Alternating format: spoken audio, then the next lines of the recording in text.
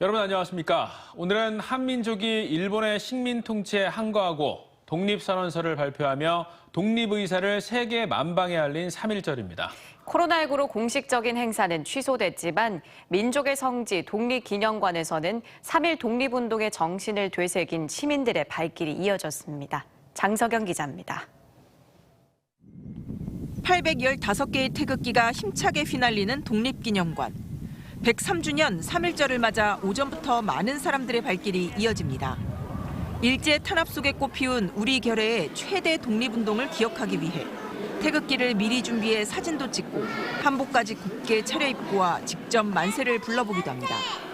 아이가 유튜브 요새 보면서 많이 역사에 대해서 관심이 많은데 직접 보여주고 다시는 이런 일이 없으면 좋겠다 이런 거를 가르쳐주고 해서 너무 좋았습니다.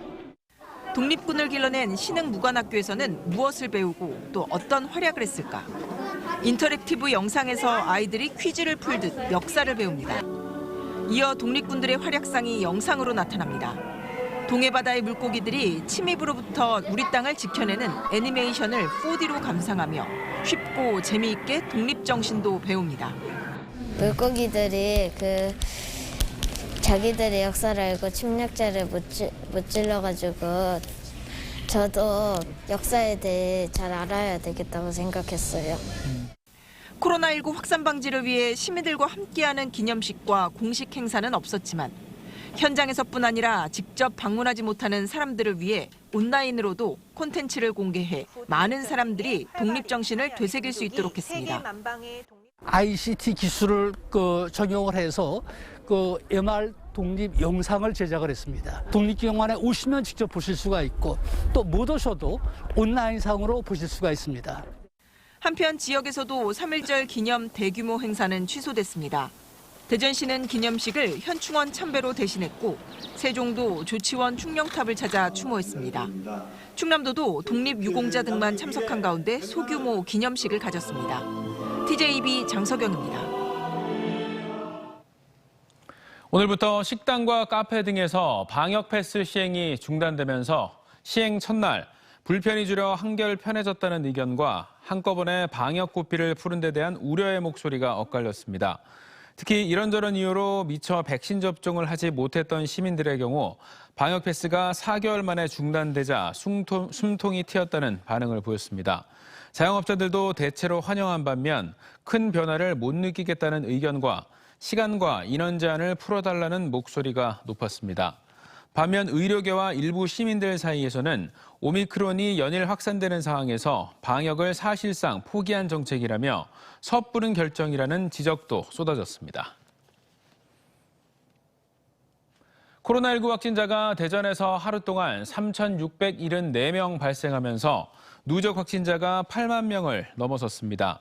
특히 요양원 등에서 고령 확진자가 증가하면서 위중증 병상 가동률은 56%로 올라섰습니다. 충남은 4,853명으로 5,000명 아래로 내려오며 다소 줄어들긴 했지만 누적 확진자는 10만 7천 명에 이르며 세종은 876명이 추가되면서 대전, 세종, 충남에서 모두 9,403명이 확진됐습니다. 대선이 이제 8일밖에 남지 않은 가운데 6월 1일 실시되는 지방선거도 이제 3개월밖에 남지 않았습니다. 그런데 지방선거를 앞두고 충청권 지자체들마다 이런저런 명목의 복지 정책들이 본물을 이루고 있는데요. 복지 시책은 필요하지만 선거를 앞두고 각종 시책이 쏟아지면서 선심성이란 주장과 함께 경쟁 후보들과 형평성 논란이 제기되고 있습니다. 강진은 기자입니다. 서정구는 충남 최초로 전주민 5만 700여 명에게 10만 원씩 재난 기본소득 지급을 전격 결정했습니다. 당초 예산 항목이 없었던 만큼 예비비로 집행될 예정입니다. 그동안 위축되었던 지역 경제도 얼어붙을 정도가 될 정도로 심해서 이번 긴급재난지원금으로 경제 활동을 활성화시키는 데 주력할 계획입니다. 또 19세에서 39세의 중위소득 180% 이하의 10만 원 주던 청년행복주거비를 올해는 소득 수준과 관계없이 모두 지원하고 금액도 최대 29만 원으로 확대합니다. 이와 함께 셋째 이상 자녀 대학 등록금은 100만 원을 주고 출생아가 새마을금고 통장을 개설하면 20만 원 축하금도 지급됩니다. 공주시도 지원 보따리를 잇따라 풀고 있습니다.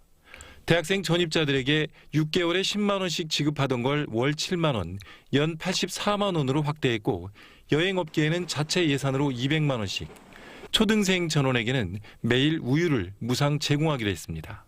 또 계룡시와 금산구는 각 500과 300만 원 결혼 축하금을 주고 청양구는 기초단체 최초로 청년수당 30만 원씩 2차례 지급하며 아산시는 3대 가정 효도수당, 대전 대덕구는 매월 2만 원의 초등생 용돈을 줍니다. 지난해까지 없던 복지 정책이 유독 올해 쏟아지는 건 6월 지방선거 때문이라는 분석입니다. 특히 현직 단체장과 맞붙는 바깥 후보들은 이미 기울어진 운동장이라며 불만이지만 마냥 반대하기도 쉽지 않습니다. 조금 더 앞당겨서 지급을 했어야 되는 시점인데 그때는 안 하고 이제 와서 하는 저희를 모르겠다. 누구나 알듯이 선거용이지 않냐. 또 주변 지역과의 차별 문제도 있습니다. 대전 대덕구는 초등생들에게 매월 용돈을 주지만 같은 대전광역시 내 다른 구에서는 주지 않고 있어서 박탈감, 형평성 논란은 불가피합니다. 선거 때가 되면 이 지방재정과 무관하게 여러 가지 이유를 들어서 복지 지원을 하려고 합니다. 이것은 어찌 보면 포퓰리즘이고 매표 행위라고 말씀을 드릴 수가 있는데요. 복지 시책 확대가 자칫 퍼주기 경쟁으로 번질 가능성도 높은 만큼 자치단체의 복지 총량을 규정하는 등 개선책이 시급하다는 지적도 나오고 있습니다. TJB 강진원입니다. 대전시가 어제 대전 도시철도 2호선 트램 정거장 10곳을 추가한다고 발표한 이후 신설 정거장을 중심으로 지역 활성화 기대감이 커지고 있습니다. 동구에 조성되는 중앙시장 정거장은 대전역과 도시철도 1, 2호선 환승이 가능해 상업시설 증가가 예상되고 인근 혁신도시 정거장도 주목됩니다. 대규모 주거단지를 갖춘 중구 유천 4구역과 서구 샘머리공원 정거장도 신설돼 주민 편의가 높아지고 관저 4구역과 유성구 도안 신도시의 대전 시립박물관, 용계, 대정 정거장은 도안 2단계와 3단계 개발에 힘이 될 전망입니다.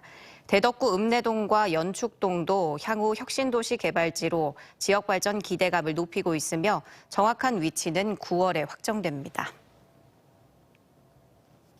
올해도 코로나로 인해 졸업식과 입학식을 간이 행사로 대신하는 추세죠.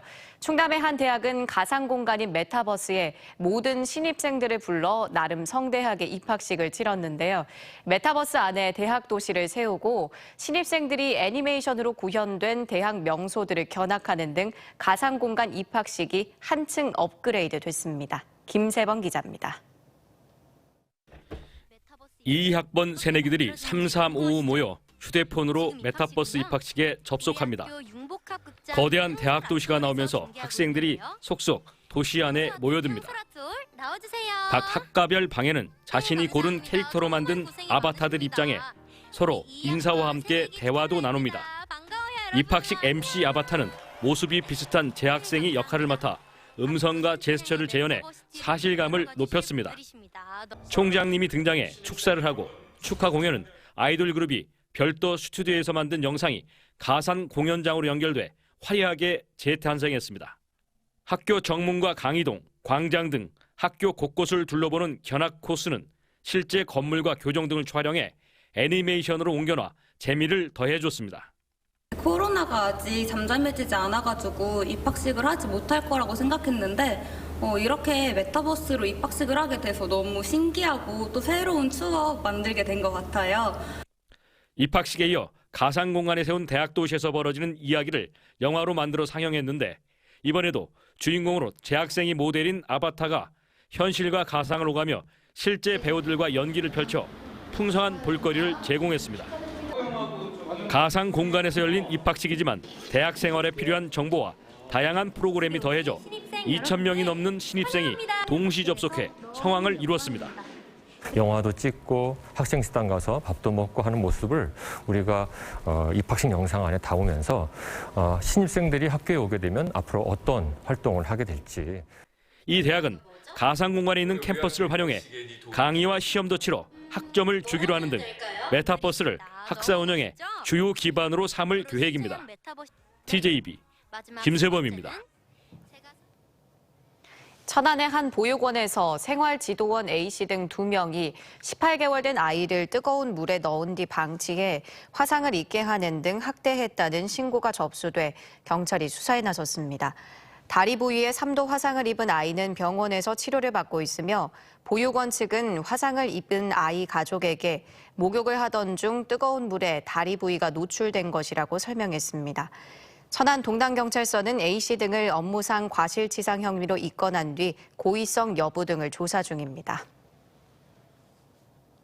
국내에서 가장 긴 보령 해저터널에서 오토바이를 통행하게 해달라며 한 단체가 법원에 소송을 제기했습니다. 충남 지역 이륜차 운전자 54명은 보령경찰서장이 보령 해저터널에서 이륜 차량 통행 금지 처분을 했다면서 취소 청구 소장을 대전지법에 내기로 했습니다.